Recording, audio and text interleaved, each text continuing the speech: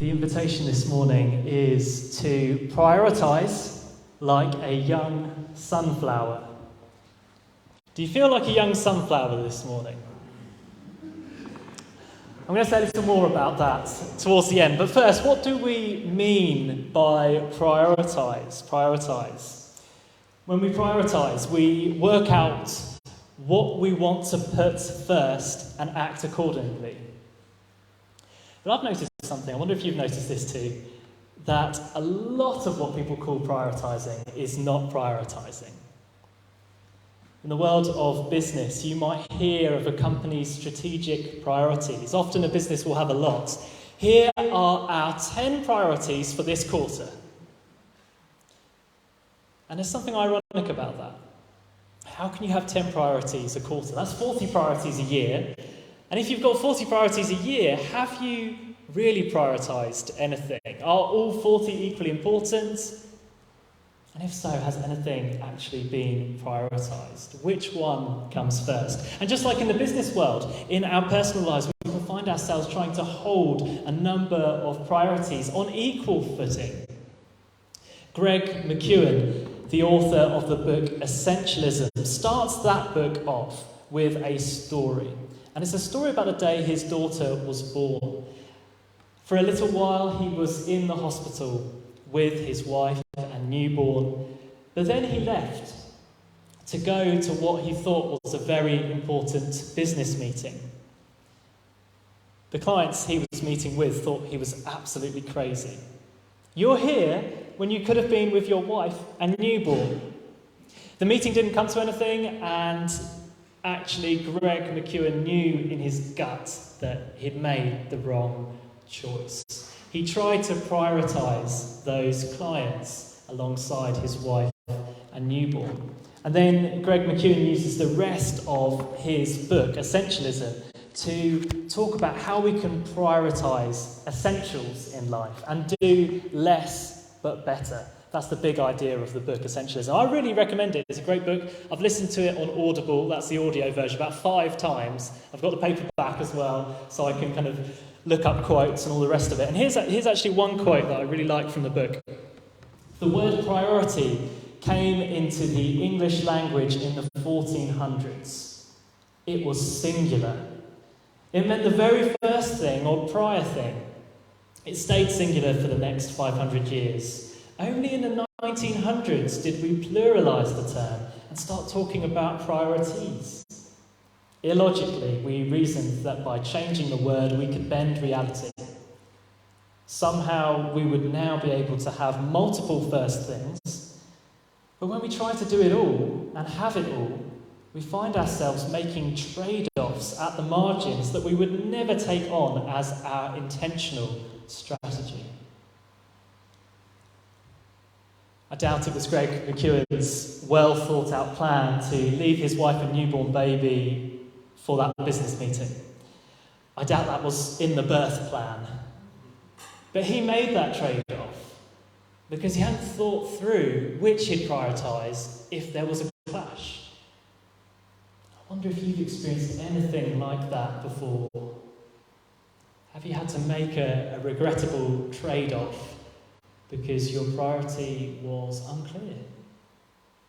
We're going to hear from Psalm 1 now, and this psalm could be read as a contrast between people who do and don't prioritise. I wonder if you can spot that contrast in the psalm. So Emma's going to come and read for us.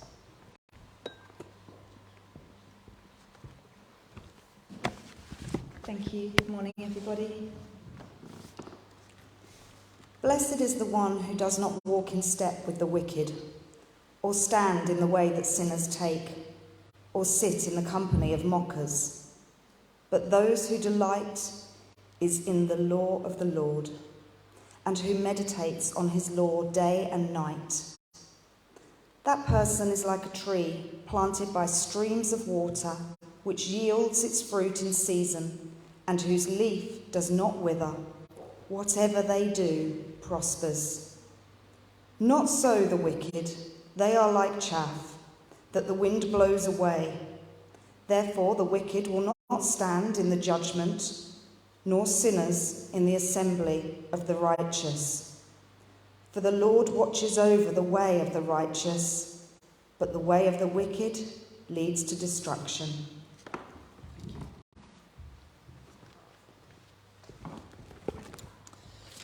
Psalm 1 doesn't talk about evil as something that one intends. Rather, it's something that a person gets swept up in.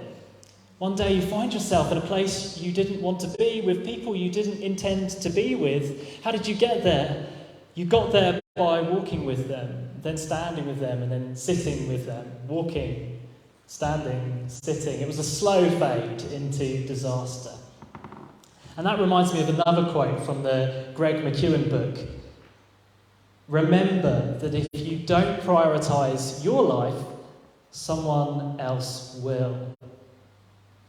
Remember that if you don't prioritise your life, someone else will. They'll prioritise the things in your life. If you don't prioritise your life for good, someone else could prioritise your life for evil. And you might not even notice it happening because it's a slow fade. But Psalm 1 talks about how this slow fade is impossible for a certain kind of person. It would be impossible for the person who chooses to prioritise God's law of love, delighting in it and meditating on it daily. Psalm 1 says that such a person is like a tree planted by streams of water which yields its fruit in season. That person isn't getting swept along. They're rooted. They're described as being blessed. Could also be translated as happy. Happy is the person who is rooted and fruitful, and they nurture a whole ecosystem of life around them. Such a person is not juggling the law of love as one priority among many. No, it's the one priority, the big one. But Psalm 1 warns that without prioritising, one can find themselves swept up in something that they never consciously intended. And that relates to some really harsh words of Jesus. Are you ready for some harsh words of Jesus this morning? So they come from Luke 14, and I'll give a little bit of context. Jesus is being followed by large crowds. He's heading towards crucifixion, and he wants to separate those who have got swept up in the crowd from those who are going to make the way of the cross their priority. And in this passage, I'll read in a moment, Jesus uses the word hate a number of times. Hate of family, hate of self. This isn't cancelling out Jesus' love commands, by the way. Rather, he's using this as exaggerated language to sift the crowd and challenge them and warn them. Jesus is saying, am I just one priority among many, or am I the priority? So, Luke chapter 14, verses 25 to 33. Large crowds were travelling with Jesus, and turning to them, he said, if anyone comes to me and does not hate father and mother, wife and children, brothers and sisters, yes, even their own life, such a person cannot be my disciple. And whoever does not carry their cross and follow me cannot be my disciple. Suppose one of you wants to build a tower. Won't you first sit down and estimate the cost to see if you have enough money to complete it? For if you lay the foundation and are not able to finish it, everyone who sees it will ridicule you, saying, this person began to build and wasn't able to finish.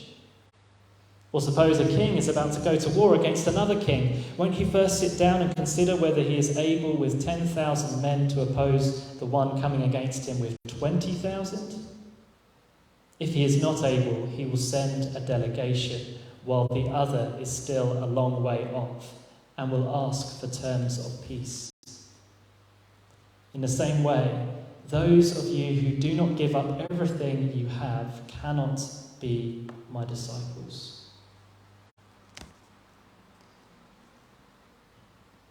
The language of hate is really hard to stomach here. This is how I understand it. You might understand it differently. But following Jesus to his crucifixion was dangerous. He was going to be crucified. His disciples could have got crucified too. Some of them did later. If they carried on, they were going to experience resistance. internal resistance from self and external resistance from family. Don't follow that crazy Jesus to an early grave. Come home, work on the farm, provide for us. That's what the family might have said.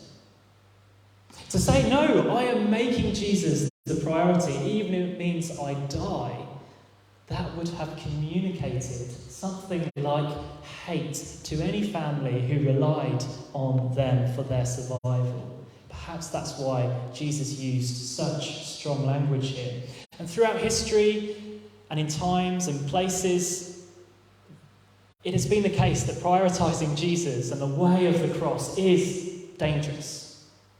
And one's involvement in the Jesus movement will seem like hate to family members who fear for their loved one's safety and respectability. This is the experience of Christians in such places as North Korea and Afghanistan right now, who experience so much persecution. And one historical example is this man, Dietrich Bonhoeffer, the German Lutheran pastor who was executed in a concentration camp in 1945 after resisting Hitler and plotting against him, which was a big ethical kind of controversy in his own inner life. Should I plot against Hitler or not as a Christian? And that was a really difficult thing for him. But he has been revered as a martyr, and his statue's on Westminster Abbey, the front of Westminster Abbey. Revered as a martyr. But he left a young fiancée behind when he died, when he was executed. How must she have felt when his death was announced?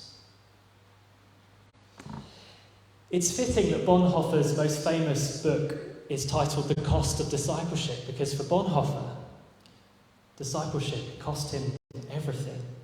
And we might not live in a time or a place when following Jesus comes at that kind of cost, but it's always costly in one way or another. And Jesus encouraged the crowds to consider the cost. Rather than getting swept up in the hype, he advised them to sit down first and consider if they could afford the cost. Jesus says, don't be like that person who sets out to build a tower but doesn't have enough money to complete it. If you're going to build the tower has to be the priority. You can't be spending your money here, there, everywhere on different investment opportunities and forgetting the tower. If you won't prioritise the tower, don't begin the work on its foundations. Jesus is saying to the large crowds, you can't follow me to the cross and be home in time for tea. At this time and in this place, it could cost you everything. So don't get swept up. Prioritise. This is probably not sounding like good news to you, is it? The sermon so far, perhaps not. And I was thinking, during this week, where is the good news here? We've got to find the good news. Where is the good news here? I wonder if it's something about choice. Would you like to prioritise? You might not have noticed this about this reading, but Jesus actually gives people a choice. Do you want to follow me? So this is the opposite of the lack of freedom or the feeling of being trapped that someone might have if they feel like they've just got to do something. They have to do it. There's no option. There's no turning left or right. No, Jesus says you can turn back.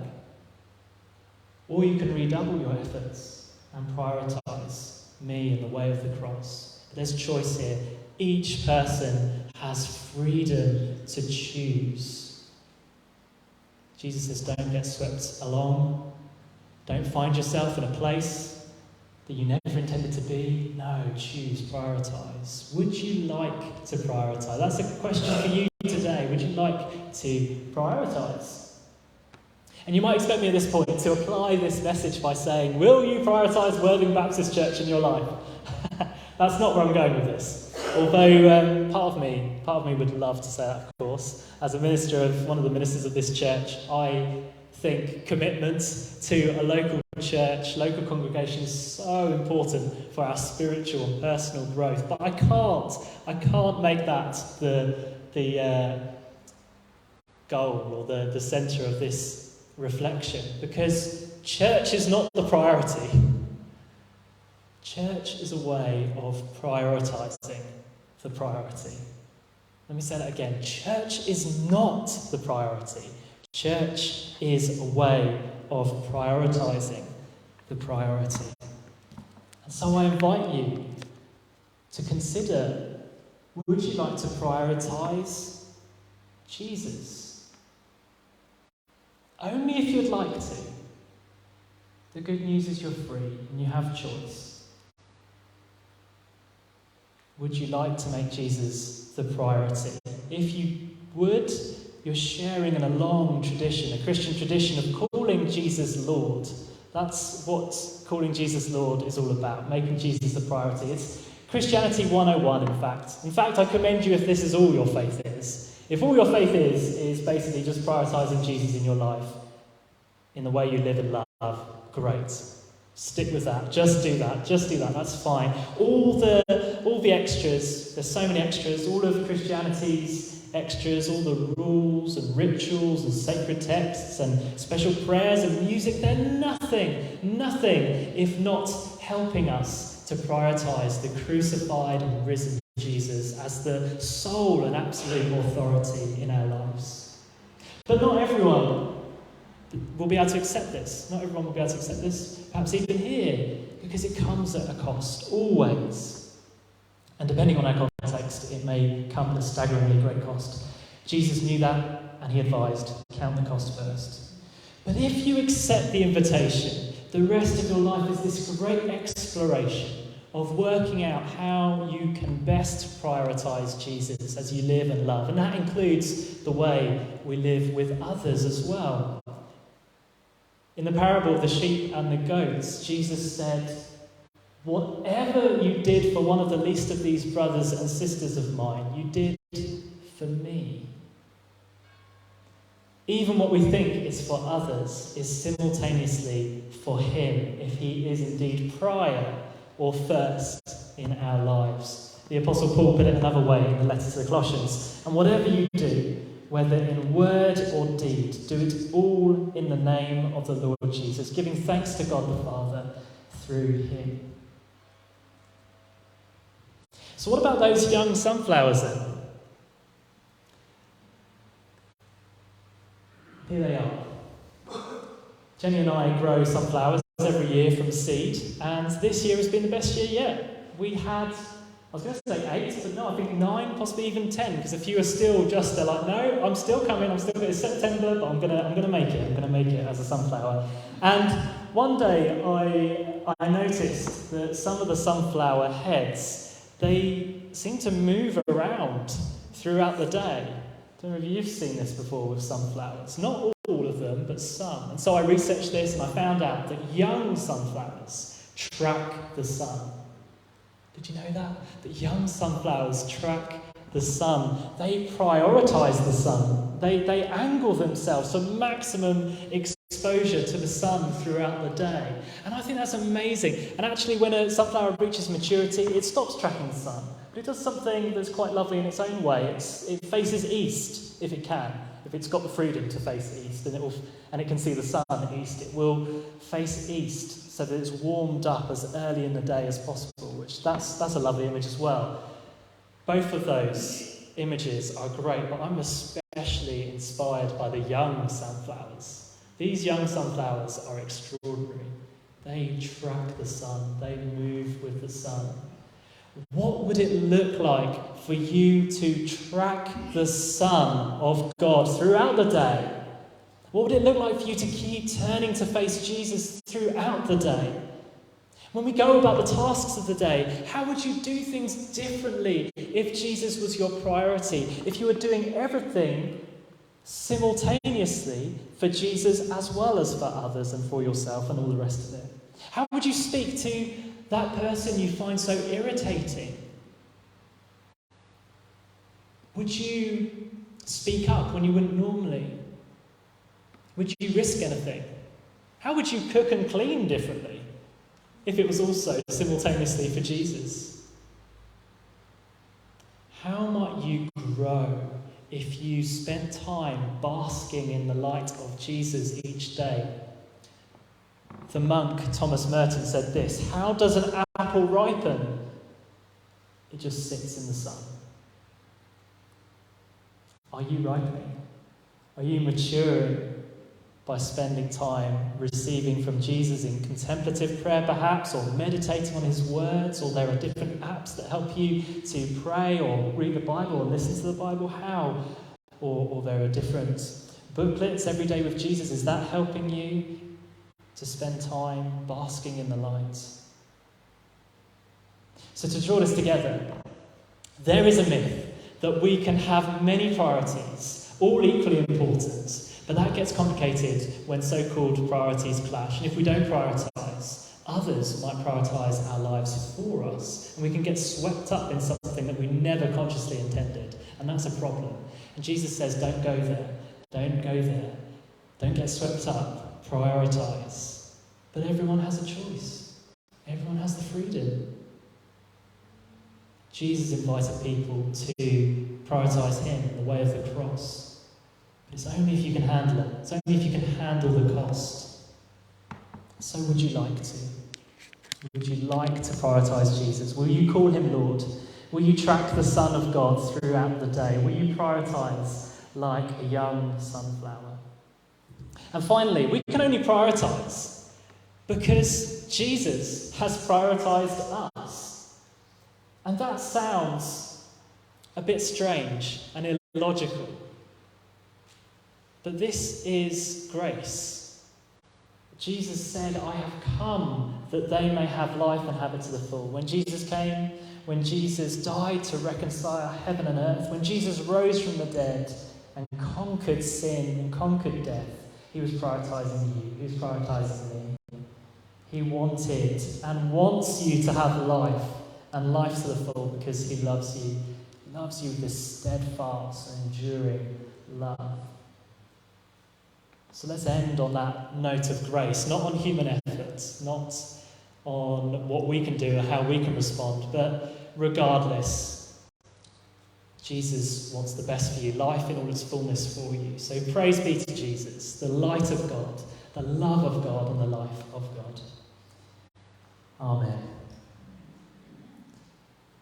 We're going to sing again, and then we're going to go straight after singing to coffee, and then back for our mini church meeting.